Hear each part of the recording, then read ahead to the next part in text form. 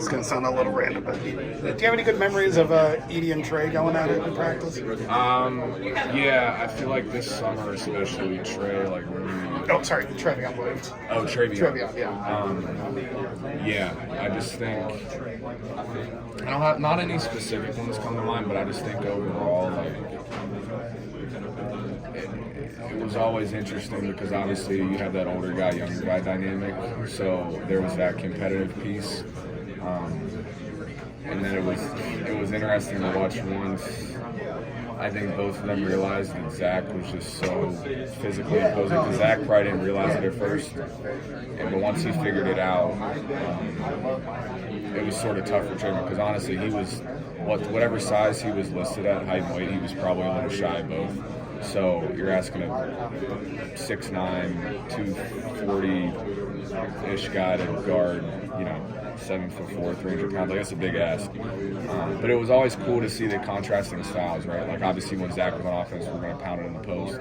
But if you're playing with Trayvon in practice, it was all about making Zach guard as many actions as possible. So it was cool to see their differing styles, and then obviously that came out too in the game. And that's kind of what made us really good those 2 years with them, because it was such a contrast. It was like scouting 2 different teams almost. Yeah, so Edie kind of cut his teeth against Trayvon, right?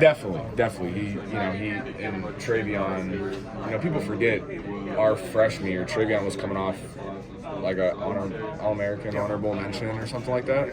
So like really good player.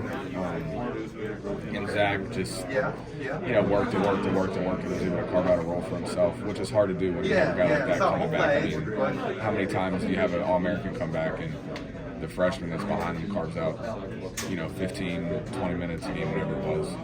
So it was super impressive on both their parts. For Trayvon to still figure out how to be successful in less minutes, and then obviously Zach covered it.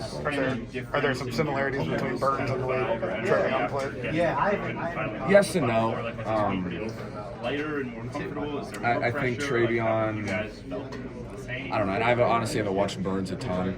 I will say just their quickness, I think, is very similar. Obviously, different builds. I think Trayvon's a much better athlete, obviously.